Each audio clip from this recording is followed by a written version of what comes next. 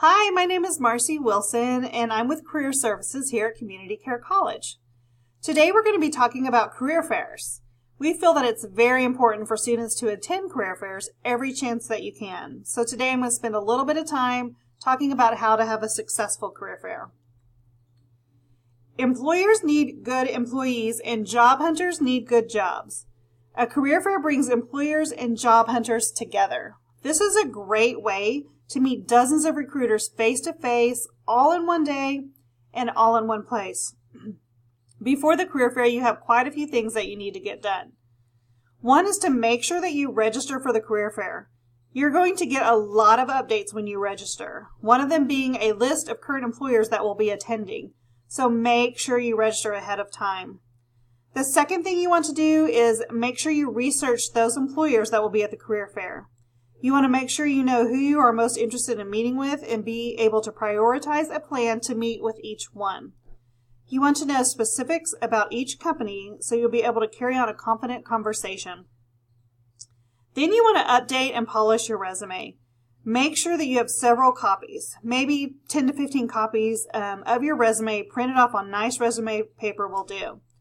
If you need help printing off your resume, definitely reach out to your career services representative. We can print that off on nice paper for you. Also, make sure you have an interview outfit. You want to make sure you are dressed for success.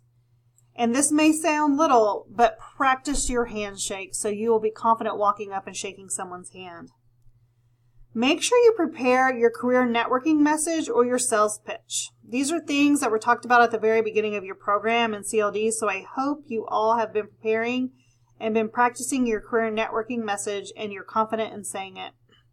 Again, we only get one chance at a great first impression, so you want to be prepared. If you don't feel confident with your career networking message, please talk to your career services representative about that. We are here to help you with those things. Here are some questions that you should expect from recruiters. Most likely, the number one question you're going to hear is, tell me a little bit about yourself. You'll probably hear that in every interview you ever sit down with, so make sure that you have this really thought through. You don't want to talk about anything personal. You want to stay all business. You want to talk about your education. You want to talk about your skills, and you definitely want to talk about your experience. Tell me about your skills is another question the interviewer is going to ask. These are things that really need to be thought through. That way you're confident sharing with that employer. Why did you decide to become a blank and fill in the blank? Make sure you have given this some thought and that it is a very memorable story that you could share with them. You want them to remember you later on in the day. Number 4 is, what do you know about our company? You should feel very confident in answering that question based off your research and your notes that you did about the company prior to the career fair. Another one is, why do you want to work for us specifically? What motivates you to do a good job? And tell me about your proudest accomplishments. And again, keep it professional here.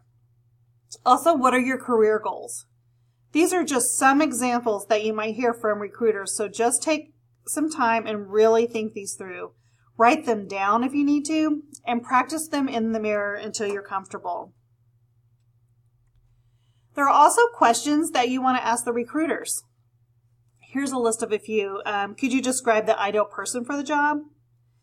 Can you describe a typical day for someone working as a blank with your company? What are the major challenges for a new hire for this position? How soon do you plan to fill the position? Also, what do you like most about working for the company? Can you describe the company's culture? How many people are in the department? You can ask what kind of training they offer. You want to ask these questions and then hopefully follow up with why you feel you would be successful in that role. So for the first example, it says, could you describe the ideal person for this job? So then hopefully when they describe that, you can say, I feel like I have a lot of those qualities or all of those qualities, and I could be very successful in the position. And the last one you want to ask is, what is the next step? How can I arrange a job interview? You want to make sure you're asking that question. You want to take that step and ask for that job interview. And then there are questions not to ask at the career fair. Do not ask about pay. Do not ask about their benefits or vacation time. And do not ask, can you tell me a little bit about the company? Because that's something you should have already known before the career fair. At the career fair, make sure you develop a game plan. I mentioned this a little bit at the very beginning. When you get a list of the employers, you're going to make sure you develop a game plan. Think, I'm going to go from this company to this company to this company, and be confident in that game plan. You want to give yourself a little pep talk to, again, be confident. Start talking and start wowing. Make sure you're ending with a request like I just mentioned. So you're asking for that interview, and make sure you're making a good first impression. Network with everyone at the career fair. It is all about networking to build a network with employers, but also with fellow job seekers. After the career fair, make sure you follow up with all of the companies that you've met with. This is probably the most important thing that you can do. This will help you stand out from all the other candidates. Make sure you send a handwritten thank you note in the mail either that day or the following day. Thank the employer for their time and restate your interest in the position. Express your interest in an interview or a second interview if they already interviewed you on the spot.